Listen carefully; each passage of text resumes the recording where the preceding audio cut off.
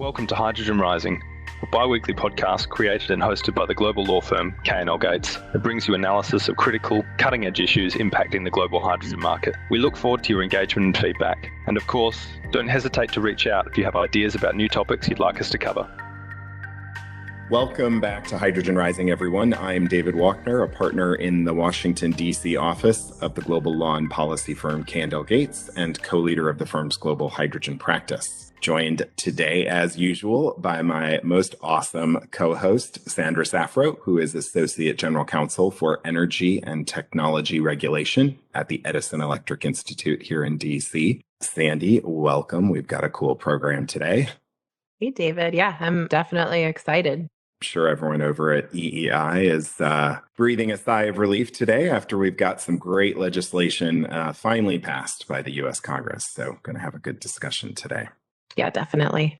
And with that, it really is a big episode for us after months of wrangling and negotiations and debate and compromise and probably some threats in there somewhere. The United States Congress late on Friday night finally passed an infrastructure bill. The U.S. House of Representatives passed the Senate version of the Infrastructure Investment and Jobs Act. And so that sends it to the president's desk for signature.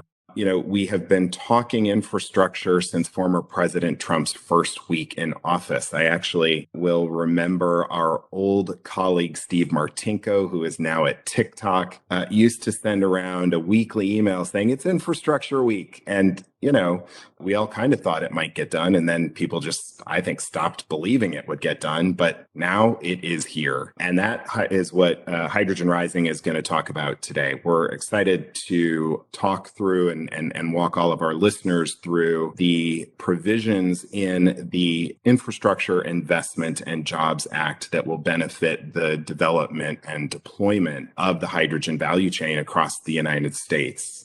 To help Sandy and I work through this today, we are joined by my K&L Gates colleague, good friend, and I should say a kind of fellow Upper Peninsula-ite, fellow Youper in Michigan, Laurie Purpuro, a government affairs advisor in our leading public policy practice group. Laurie's background and experience really is perfect for our discussion today about what's in the final legislation. Prior to joining K&L, Laurie was senior policy advisor to the Secretary of the United States Department of Energy, Spencer Abraham. That was in the George W. Bush administration. Prior to that, Laurie spent more than 10 years on Capitol Hill working as deputy chief of staff for then Senator Spencer Abraham from Michigan, and for Congressman Jim Saxton from New Jersey and Congressman Bob Davis from Michigan. Laurie has advised members of Congress on issues over the years, including the environment, energy, tax issues, Interior Department, agricultural issues, and appropriations related to all of those. And really here at K&L, she's our go-to on energy transition issues on Capitol Hill. So Laurie, welcome to Hydrogen Rising. Thanks for joining us. Thanks, David. Good to be with you. And it's great to be with Sandy again. Yeah, so we want to start today just by asking you what changed, right? I made the comment that it was infrastructure week for years. Why now? What's different? Yeah, great question. And not only was it infrastructure week for years, but there was discussion about a vote on this bill ever since August 10th, a vote in the House, ever since August 10th when it passed the Senate. We had a deadline of October 31st that was set by the Speaker in discussions with her moderate and her progressive wings of the party, and that date passed. Just a little bit of explanation of what was going on there. The progressive wing of the Democrat Party in the House said they would not support this bipartisan infrastructure package without seeing sort of the Democrat priority package, which is the Build Back Better Act, come out of the Senate, so that they were guaranteed that it would pass the Senate. Because as your listeners probably know, that bill continues to be negotiated in the Senate. The moderate wing of the party insisted on voting on this bipartisan package as soon as possible. And with only 3 votes to lose, the Democrats really Pelosi was really in a tough spot because she had to try to please both sides. Ultimately, I understand what happened at the very last minute Friday night was that one faction of the progressive wing of the party was convinced that if they had the chance to vote on the rule for this Democrat Build Back Better Act, along with the infrastructure package, they would take it. And then in addition to that, they were told by Speaker Pelosi that there would be a vote in the House on the Build Back Better Act on November 15th. So once they got that one piece of that group, a number of others followed, and ultimately only 6 members of the progressive wing of the Democrat Party voted against it, and 13 Republicans voted for it. So even though they only had 3 votes to lose, those votes were more than made up by Republicans. So it was a surprise. I mean, I think there was a lot of eye rolling when people started saying, we think there'll be a vote today on Friday. Yeah. And then when it happened at 11:40 at night, we were all like, what just happened? Yeah, I was watching TV and I got like 37 dings on my phone from every news source that I follow. So there was definitely some surprise there. And I mean, obviously, we've had a shift in the executive branch from President Trump to President Biden. Couldn't be different kind of outlooks on yes. energy and environment. How much do you think that has contributed to getting this done? So I think the shift at DOE, I'm not sure how much that actually contributed. I think that President Biden himself got much more engaged. You probably read the articles about how he came up to the Hill and really pushed the Democrats to get this done, calling it a real priority for him. The Virginia gubernatorial race was very important to the Democrats, and in a surprise, in a disappointment more than a surprise, I would say, the Republicans took that seat. And after that, we saw Nancy Pelosi saying, we have got to get this done. I think that race, well, some thought it would do the opposite. Some thought there would be less of an appetite for moving these bills. I think the opposite is actually happening, that Nancy Pelosi feels like she's got a very short window here before the next elections in November of next year to get everything she needs done. And so she really, really pushed hard to get this done now. And as I said, next Monday, they'll vote on the Democrat package. Laurie, what do you think about the role that the COP26 conference might have played as well? I mean, we saw EPA issue methane regulations last week, and there was some discussion that might have been partially prompted by pushes from the White House. Do you see kind of similar? You're shaking your head. We're on video. Absolutely. Sorry. That's okay. Yes, absolutely. The methane rule came out when it came out because of COP26. There was a big push to get this bill done, as I said, on Halloween, right before the president was to leave for COP26. And the Democrats were very disappointed when it didn't happen. I don't think it was great for the president to go sort of empty-handed to Glasgow, but it still didn't get there. I mean, and once COP passed, once the president came back from Glasgow and the Virginia race was over, we thought all of the air would be out of the balloon. We really did. But again, that doesn't seem to be happening. Yeah, an interesting dynamic, definitely. So let's just dive in, I think, to the provisions. What we want to do for our listeners now is go through each of the provisions in the act that I think have real potential to benefit the hydrogen industry. It's probably worth noting some of them are quite hydrogen specific in their language. There's an entire subtitle on hydrogen, but there are also a number of the provisions that hydrogen is one of several different fuel sources, for example, that is benefited and could take advantage of programs that are offered by the legislation. So I think it's worth just kind of going through these step by step and giving our listeners on Hydrogen Rising a real sense of what's in there. So the bill, of course, has a significant focus on transportation as well as energy. And so kind of it starts with transportation issues. And I think arguably one of the most significant pieces of this, and I think, and Laurie, you can probably confirm, is a new regime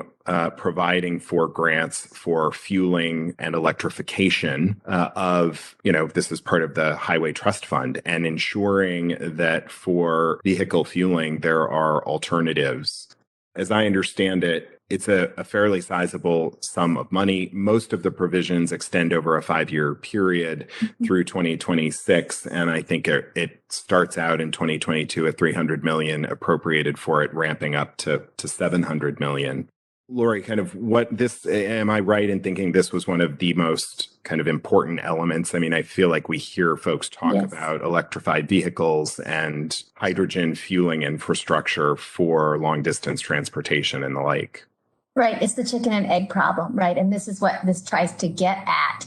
I mean, we can't have a full-scale deployment of electric vehicles or hydrogen-fueled vehicles without the charging infrastructure. And so this provision provides $2.5 billion over 5 years for charging infrastructure on corridors that are determined in the bill. And then throughout the years, the Department of Transportation has the authority to add more corridors to that. So they must be publicly accessible in order to give as many alternative fuel vehicle users the charging that they need. But yes, it's a huge provision. $2.5 billion is a lot of money, and it should go a long way. David, I think it's probably also worth mentioning, and our listeners may be familiar with this already, that this concept of using corridors is really in line with the way that we're seeing some of the heavy and medium duty truck fleets evolve with their infrastructure as well. I know we talked a little bit about the Anheuser-Busch initiative to set up I think very cleverly called it the beer runs as opposed to the milk runs, but really to set up kind of a corridor where they would have hydrogen fueling infrastructure along one of the routes that they transport their product in the United States. Yeah, and this provision in particular, the funding is for governmental entities. I mean, it is for cities and states and counties and municipalities that are moving forward on developing the fueling infrastructure. So something to note there. And from a timing perspective, the Secretary of Transportation has 1 year to establish the program for entities to qualify for the funds that have been appropriated. One other interesting point, too, is that the legislation specifically allows for the public institution to team up with a private sector entity into a cost-sharing arrangement for the infrastructure project. And the cost sharing then that the municipality or the county obtains from the private developer has to essentially be refunneled back into a similar project, which is a really smart way of doing this and making sure that the revenue that is generated from this is not kind of siphoned off into some other program that is perhaps inconsistent with the objectives of this legislation. So I thought that was interesting. Another really interesting program here, and we haven't yet. We've talked about one Joe so far in today's program, but we haven't talked about perhaps the arguably more important Joe, at least with regard to this piece of legislation, that is Senator Joe Manchin from West Virginia. There is a specific provision in the legislation called the Appalachian Regional Energy Hub Initiative. There's an existing creature of federal statute called the Appalachian Regional Commission that's really focused on development of the Appalachian region. And the intention here, it is an annual $200 million appropriation for the creation of this Appalachian Regional Energy Hub. And the idea really is to fund projects and activities that utilize natural gas, which is plentiful in the Appalachian Basin, as well as hydrogen produced from that natural gas through the typical steam methane reforming process, and to move forward on projects in the region that facilitate the continued development. Obviously, a relatively, for those on the left and in the environmental sector, a controversial proposal. But I note, and I think this is a tie that comes through all of this, that there's a provision in here that allows for more funds to be provided for distressed communities. Of course, Appalachia has a history of economic challenges. And so that theme of kind of finding ways to advantage previously disadvantaged communities, I think, finds its way throughout the legislation. Laurie, maybe just a couple of thoughts on Senator Manchin and his, what I suppose is probably an outsized role in getting this legislation done and what's in it.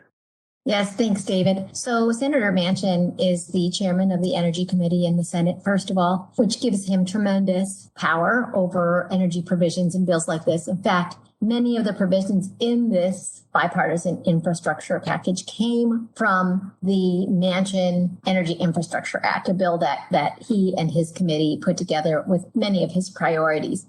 And so this energy hub or this energy funding for Appalachia clearly is meant to help his communities as they convert from the fossil fuel production to a cleaner energy production mix. We do see in many different programs for clean energy funding going to what they call, I think, energy communities, those that have a minimum of 5% of their employment in the fossil energy industry. So yes, this is meant to support Joe Manchin's constituents, his team, and it really is helping him figure out or get to a point where he supports some of these clean energy provisions because, it does benefit his state.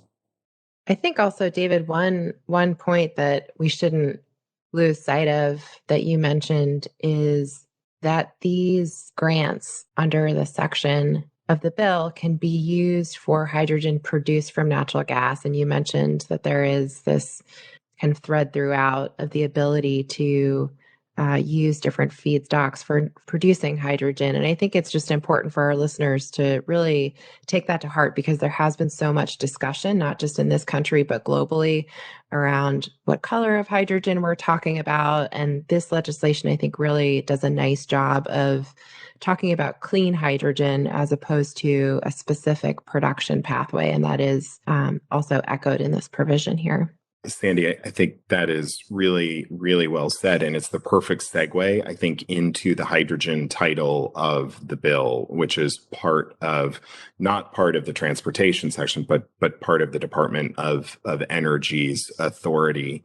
It is, when you read kind of the preamble in the legislation, it talks quite expressly about the different production pathways for hydrogen and all of them really drawing on America's strengths, right? Our ability to produce from various clean energy sources, including renewable energy, including fossil fuels with carbon capture, utilization, and sequestration, and nuclear power. All of these have a future from this legislation's perspective.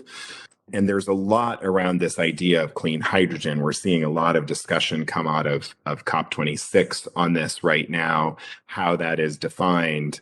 So the specific hydrogen provisions in the Act have a range of areas that they tackle. It vests, from my perspective, it puts a substantial amount of authority and discretion into the Secretary of Energy. Obviously, currently, Secretary Jennifer Granholm, who has voiced significant support for all forms of hydrogen. It will not surprise people. There's provisions that specifically support research and development programs, making sure DOE is conducting appropriate studies on supply and demand for hydrogen. But it expressly identifies what eligible production pathways are. And it does include all of them that, I outlined just a minute ago. Fossil fuels with CCUS. It includes hydrogen carrier fuels like ethanol and methanol, renewable energy sources, including biomass, nuclear energy, and of course, some of the traditional renewable sources. It also focuses on the demand side of hydrogen and the encouragement of all sectors of demand: commercial, industrial, residential, electric power. Sandy, I expect you'll have some thoughts on that from EEI. Industrial applications. We talk a lot about steel and cement as being these incredibly hard to abate sectors, and the potential hydrogen possesses to help those sectors. And then also focuses on transportation and how we move that hydrogen. It really does take an all of the above approach to hydrogen quite expressly. So the big one and the big dollar item in this, and has been in the legislation really since the kind of first iteration, is the establishment of regional clean hydrogen hubs. The legislation appropriates $8 billion for over the next 5 years from 2022 through 2026. So that's 1.6 billion per year. It defines a hub as a network of clean hydrogen producers, potential clean hydrogen consumers, and connective infrastructure located in close proximity to those producers and consumers. The legislation mandates the establishment of 4 regional clean hydrogen hubs. And interestingly, it provides some selection criteria as the Secretary of Energy is making an evaluation. It notes that there should be at least one for each to encourage feedstock diversity for the production pathway. So there should be one hub that's focused on fossil fuel based hydrogen, one focused on renewable energy, one focused on hydrogen produced from nuclear. It also expressly indicates that part of the criteria is looking at a diversity of demand sources for the hydrogen in a given area. It encourages geographic diversity, and suggests that a selection should be based on ensuring different regions of the country are represented and properly reflect whatever resource is abundant in that area. And then, let's come back to Joe Manchin for a minute. It says that, I have this quote down, to the maximum extent practicable, at least 2 regional clean energy hubs shall be located in parts of the U.S. with the greatest natural gas resources. Now, the Secretary, I believe, has to issue a solicitation for proposals within 180 days of the enactment of this Infrastructure Act. So that's not a long time. One of the things, Laurie, I wanted to pose to you, having been a senior advisor to a Secretary of Energy, when legislation comes over from the Hill, when it's signed by the president and it gets there, what's the approach? I mean, I expect that our clients and private sector folks out there who look at this and say, gosh, we'd love to be part of a regional hydrogen hub. Mm-hmm. What happens inside the agency to get people ready? Are you crafting the solicitation, you're putting regulations in place? What does that look like? So yes, all of that, the solicitations, and they take a while to craft. This one is particularly interesting because it is funded under the Office of Clean Energy Demonstration Programs, which is not yet an existing office. And so in addition to drafting the solicitation itself, they have to stand up this office. Now, probably somebody within the Energy Efficiency and Renewable Energy Office will take the lead on this, but it is a little bit complicated.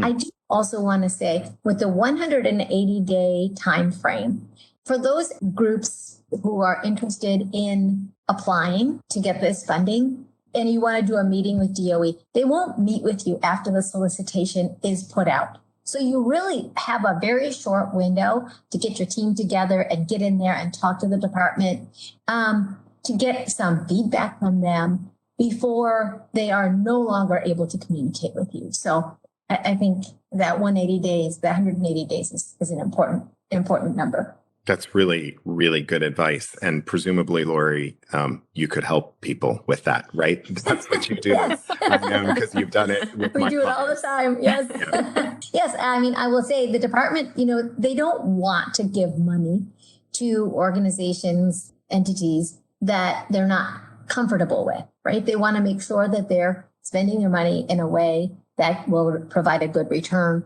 that won't go under. And so it does help if you socialize your entity within the department before you apply for or put in a proposal. David, I don't mean to keep playing the role of Captain Obvious here, but I did want to. It's probably not obvious to me, Sandy. You've worked with me long enough to know I miss those things quite frequently. I did want to just highlight the fact that I guess we've talked about this a couple of times in past episodes, but Laurie mentioned the chicken or the egg issue for hydrogen with respect to the over-the-road vehicle sector. And it's something that we've talked about as being an issue, not just in that sector of the potential hydrogen economy, but really across the potential hydrogen economy. And it's something that we've heard some of our guests, even from other parts of the world, talk about. So definitely something that is broadly experienced.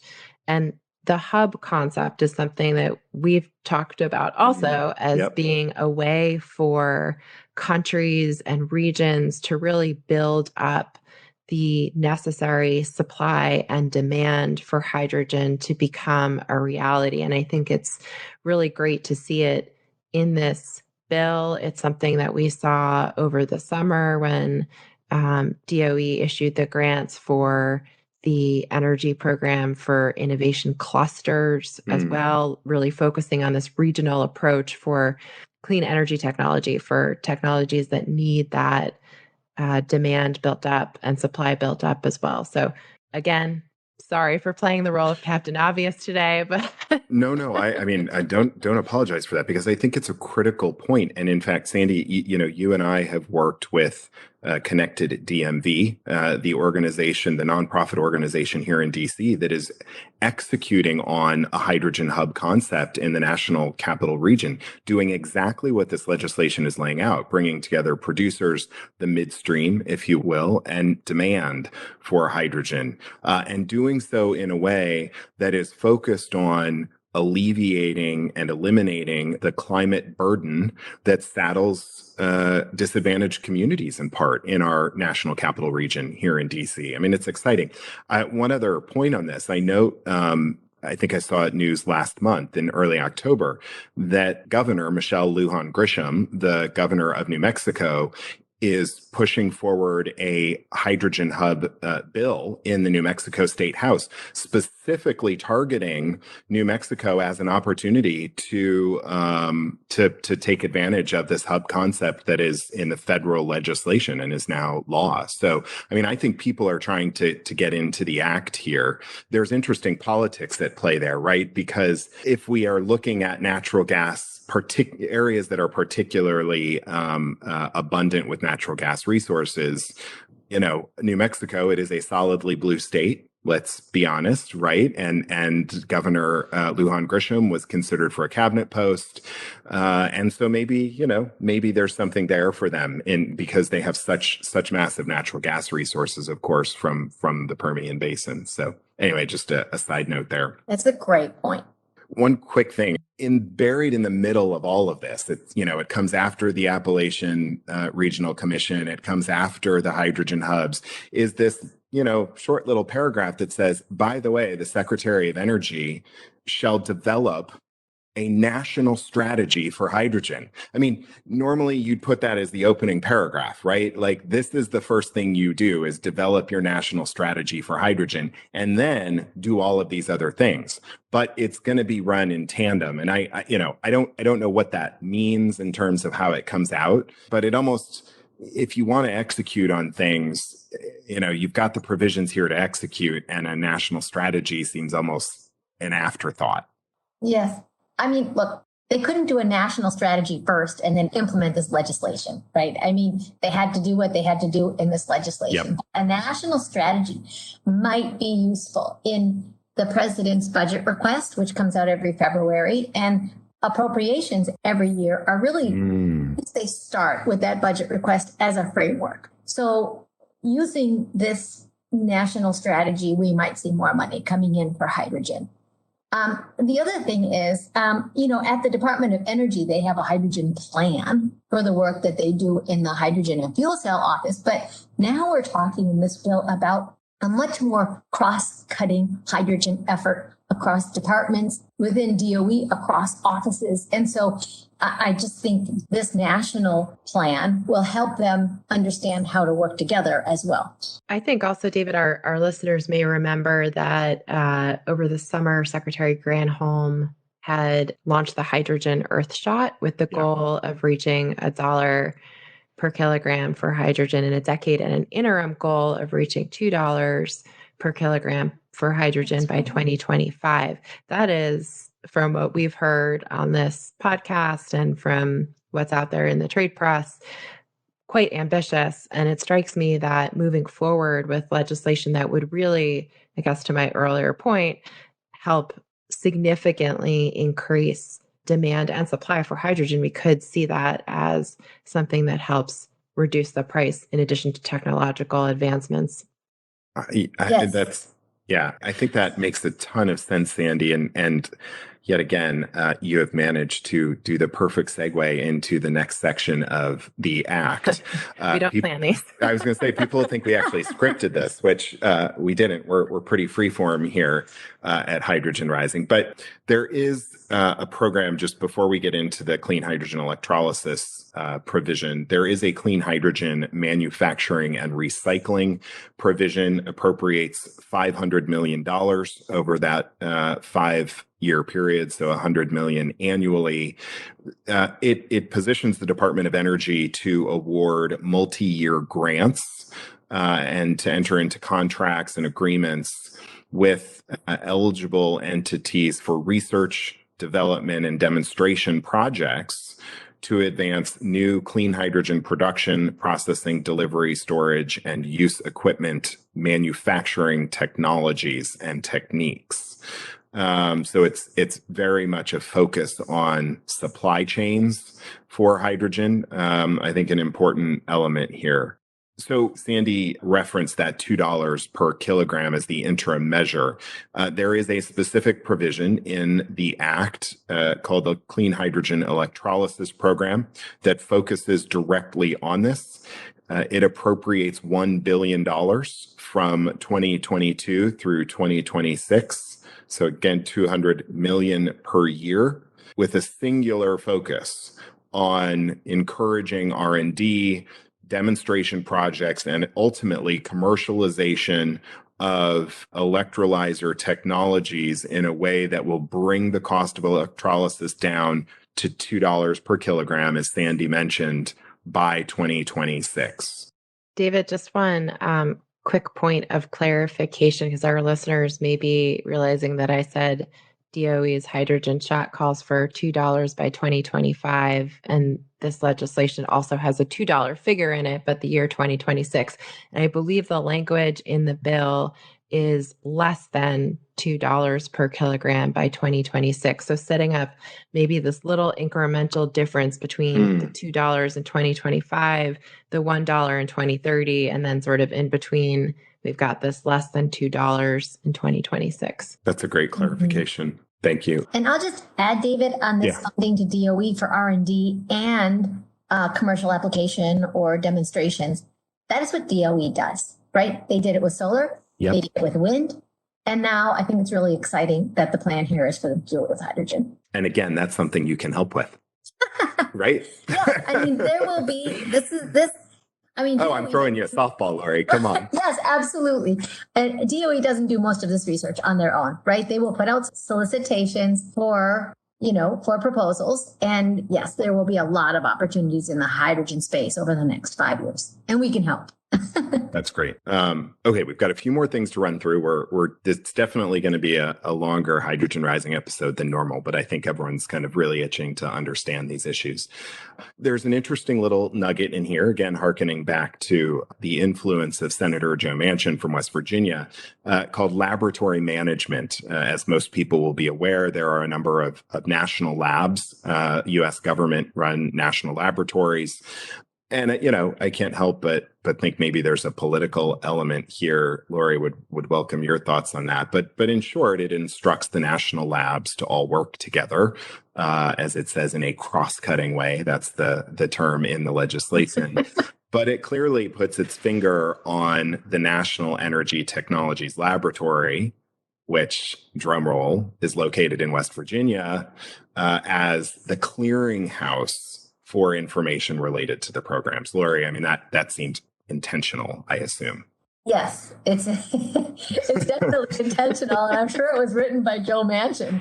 Yeah. I mean, it's so much for the equal labs of this puts Nettle at the lead. So, and Nettle it has two facilities, but their main lab is located in West Virginia. So yes, it's another important provision for the most powerful Joe in Washington. But I assume it's fair. And, a lot of our listeners may not know the inner workings of the national labs, but I'm assuming that they are apolitical, and that at the end of the day, Yes, they are they are. scientists and technical experts and engineers who work together to solve our problems. Yes, that's Yeah. exactly right. And the labs all have a specific focus, right? That is their own.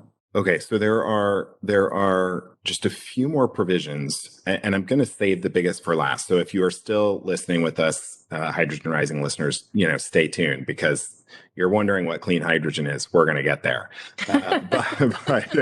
But two things first. Bury the lead. I know, right? So there's this one, clean school buses and ferries, and I kind of read that, and I was like, wow, man, we really covered everything in this legislation. And when I dug in and read it, I was like, this is legit. Like, this is a lot of money. So, folks, $1 billion, again, for that 5-year period, focused on establishing a program for EPA to award grants to entities that are replacing school buses across America. And they should be clean fuel or zero emissions. There's 2 different categories, essentially. It appropriates $500 million for zero emission buses, and another $500 million for clean fueled buses or zero emission. But it is, it's up, as I understand it, it's up to 100% of the cost of the replacement for the buses can be funded. And again, this really kind of cool thread throughout, priority, EPA is directed to give priority to areas across the United States that are rural areas, low income areas, schools that are funded by the Bureau of Indian Affairs, and other high need districts. So I saw this and I thought, this is amazing. We're really kind of tackling a whole range of problems here. Yes, and this also goes to President Biden's Environmental Justice Initiative, where 40% of the benefits from all clean energy and climate programming, benefits, not necessarily money, must go to EJ communities, which are defined based on income amount, and a number of other factors. So I think you're seeing a nod to that there. That's great.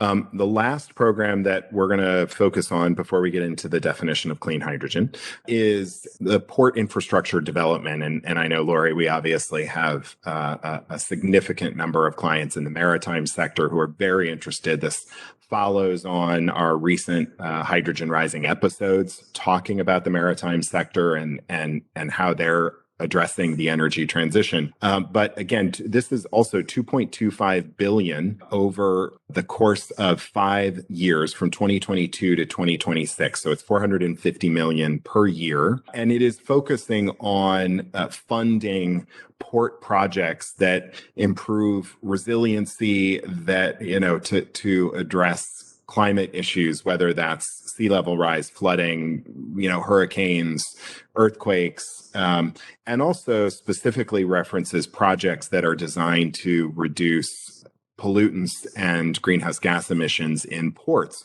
which as industrial facilities obviously have significant emissions issues they have to deal with. And one of the specific elements that is called out is the deployment of hydrogen refueling infrastructure at ports for medium and heavy duty trucks and locomotives that service the port. So I think another really exciting piece of infrastructure that is going to benefit from the opportunities that hydrogen provides. Okay, so we've been talking about it. We talked about clean hydrogen. What does that mean? And this definition over the course of the 6 months or so has changed a lot in several different iterations of the legislation. But where it ended up is that it requires the Secretary of, let me start. It defines clean hydrogen as hydrogen produced with a carbon intensity equal to or less than 2 kilograms of CO2 equivalent per kilogram of hydrogen produced. So it's a measure that clean hydrogen is a measurable standard based on the carbon intensity of the hydrogen produced at the site of production. It is, and it makes clear that this standard applies no matter the production pathway. So whether we're talking about renewable energy produced hydrogen, electrolytic hydrogen, whether we're talking about hydrogen that is produced from natural gas with CCS, I don't know, Sandy, if you had any thoughts on that to start, but I know this is where the rubber hits the road for projects that are trying to deploy hydrogen. So one of the things that I think is interesting, David, about this section and specifically about the definition of clean hydrogen, and you mentioned it towards the end of going through the definition, is that the carbon intensity is measured at the site of production. And what I think is really interesting about that is there is this conversation going on right now about how far up and downstream are we talking about when we're talking about the carbon intensity of hydrogen. Some folks have talked about potentially including emissions from natural gas production. And at least from my own reading, and I'd be curious if you read it differently, I think that there is the potential that the way this definition is drafted, that it would not include those emissions from natural gas production, and potentially could also allow for the use of a number of different sources of electricity, not just wind and solar, for electrolytic hydrogen to really get under this to get under the less than 2 kilograms of CO2 equivalent, because we're talking about at the site. So Sandy, I think you're absolutely right on the point about the language being limited to point of production. And I think that was quite intentional on the part of the drafters so that we don't run in. I mean, as you and I know, having practiced before FERC for a number of years, there's always that question about how far upstream or downstream do you look when you're assessing the climate impacts. And so this, I think, is a very intentional way of saying we are not looking at upstream production at the wellhead of gas as contributing to the emissions profile of the produced hydrogen. So I think you're spot on to reference that. Well, this has been, I think, a fascinating conversation for all of us. That it's really an exciting time, and the fact that Congress was able to get this done and to move forward on substantial investment in infrastructure in a way that will foster and help build out our hydrogen economy is incredibly exciting, and I think presents some great opportunities for participants in the market. Sandy, I expect you and I have a lot of interesting conversations coming out of this. I think we probably will. And one other thing I think to mention in the section that discusses the clean hydrogen production qualifications is among the modes of transportation, delivery, and distribution that are eligible is transmission by pipeline, including retrofitting existing natural gas infrastructure.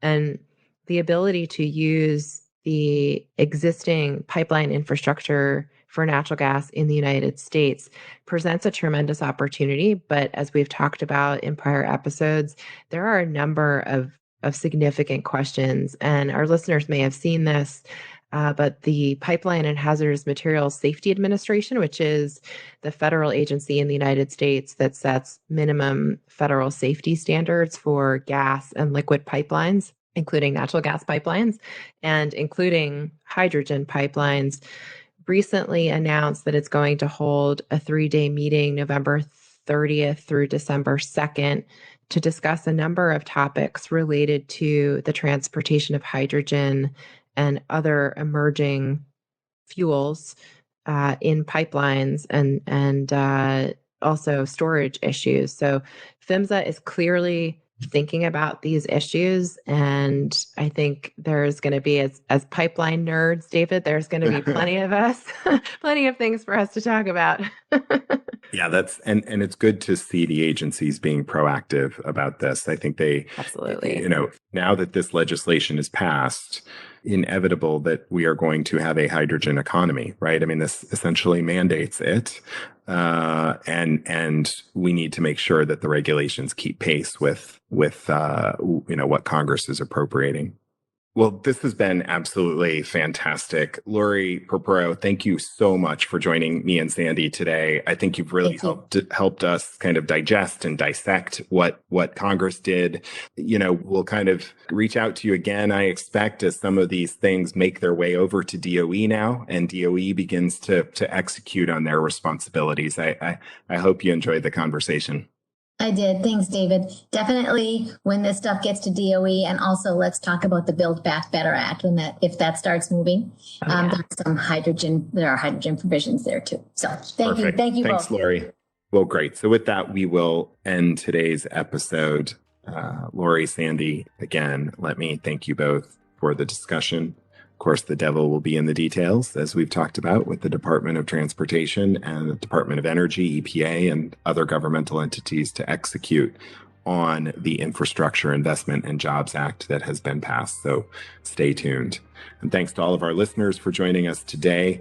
Don't forget to check out K&L Gates' market-leading publication, The Hydrogen Handbook, which looks at commercial, regulatory, and policy issues impacting the hydrogen value chain across a wide range of global jurisdictions. You can find that at klgates.com/hydrogen. If you have any questions about the Infrastructure Investment and Jobs Act and all of the amazing provisions included in the legislation that will positively impact the development of the hydrogen industry, please don't hesitate to reach out to us. Stay tuned for the next episode of Hydrogen Rising in 2 weeks. Thank you for listening to this episode of Hydrogen Rising. Be sure to subscribe to receive timely notifications of future episodes and check out our market-leading publication, The Hydrogen Handbook, on our website at www.klgates.com.